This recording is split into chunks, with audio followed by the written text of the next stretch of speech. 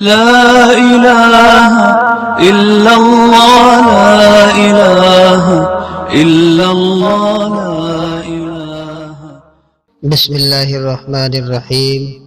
کئی روز سے ایک خبر بہت زیادہ پھیل رہی ہے کہ کاندلے میں 19 افراد نے نعوذ باللہ مرتد ہونے کا اعلان کیا ہے اور اسلام سے پھر کر گھر واپسی کے مشن کو تقویت پہنچائی ہے۔ مولانا ابوالحسن ارشد کاندلوی نے یہ خبر یقیناً ہر مسلمان کے لیے باعث تشویش ہونی چاہیے اور تشویش پا بھی گئی ہے۔ متعدد مقامات سے لوگوں نے اس خبر کا لکھ بھیجا اور حقیقت کے بارے میں معلوم کیا، اس لیے واقعے کی صحیح صورتحال کا بتانا مناسب سمجھتا ہوں۔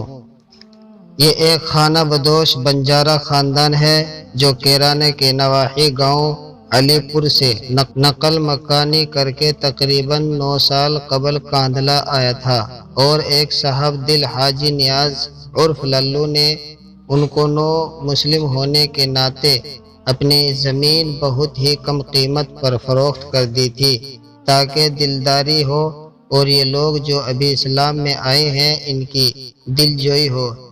اسی خاندان کے ایک فرحد جن کا نام سنجو تھا اور اب عمر ہے، ان کے ایک بیٹے کا نام راشد رکھا گیا تھا، لیکن وہ مائل با اسلام نہ ہوا اور اپنی ہی طریقے پر لگا رہا۔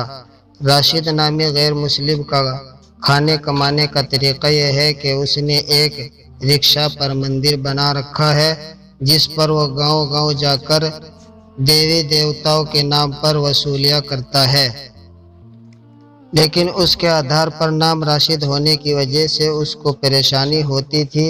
اس نے پہلے بھی آدھار میں نام تبدیلی کی کوشش کی تھی لیکن کامیابی نہ مل سکی تھی۔ اب اس نے اپنے وارڈ ممبر جو کہ غیر مسلم ہے سے اپنا مدعا بیان کیا۔ اس نے موقع کو غنیمت جان کر یہ سارا کھیل رچا۔ اسی کے کہنے پر راشد نے اپنے ہی خاندان کے 2 گھروں کو ساتھ لے کر جو کہ پہلے سے ہی غیر مسلم ہے یہ درخواست دی، جس میں اس کا مقامی وارڈ ممبر نے بھرپور ساتھ دیا اور خبر کو بڑھا چڑھا کر میڈیا میں دے دیا ہے۔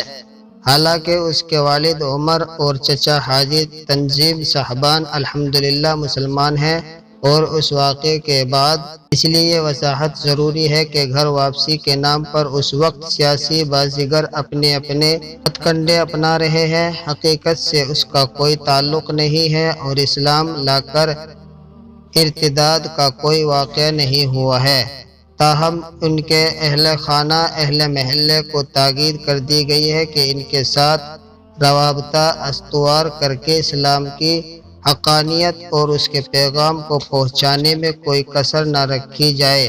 اللہ پاک ان کو ہدایت سے نوازے اور ایمان کی شمع ان کے دل میں روشن ہو۔ واللہ یہدی من یشاء الی صراط مستقیم۔